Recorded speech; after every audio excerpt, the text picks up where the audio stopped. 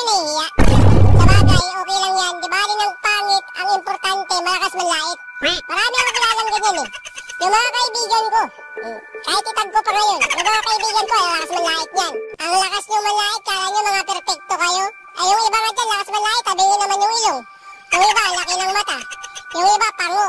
Yung iba, laki ng bunganga. Pero ang lalakas manlait, di ba? Lakas yung manlait ng kapwa kahit na wala namang ginagawa sa inyo, ganyan pa ugali ninyo. Tapos mandadamay kayo ng mga kaibigan. Yung mga kaibigan ninyo, nanahimik sa GC yan. Mag-screenshot kayo, tapos ipopost nyo doon. Tapos kung anong panggagawin-gawin nyo doon, lalait-laitin yung tao, ganun yung ugali, par. Huwag ganun yung ugali. Yung tipong mabait ka, tapos nakakilala ka ng kaibigang malakas manlait, Diyos ko. Makakasabi ka rin talaga na napakabis mo. Dahil pagkatapos ng mga araw na yun, malalait ka na rin. Diba hindi mo namamalayan yung proseso? Nakasama ka sa mga kaibigang manlalait, paunti-unti, mahahawa ka eh. Diba mahahawa ka? Pero okay lang yun, dala ng proseso yan eh.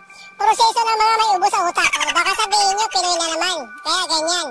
Pinoy ako, kaya malakas ako manlait. Huwag ganun par. Baka ugaling nyo na talaga yan. Baka ugaling nyo na talaga yan. Huwag nyo idama yung mga Pinoy. Kami mga Pinoy, nananahimik kami, may kanya-kanya kaming strength. O ako, Pinoy ako, dahil lasinggero ako, pwede yun. O Pinoy ako, lagi akong late, okay yun. Pero yung Pinoy ako, tapos malakas ako manlait, aba, baka kayo lang yan. Huwag nyo na kami idamay. Kung Pinoy kayo na ganyan, okay yan, strength yan, diretso yan. Manlait lang kayo na manlait. Kwento ko sa inyo yung mga nanlait sa akin noon. Maraming nanlait sa akin noon eh. Pero hindi naman sa panlalait, kalait-lait din talaga yung mga pagmumuka.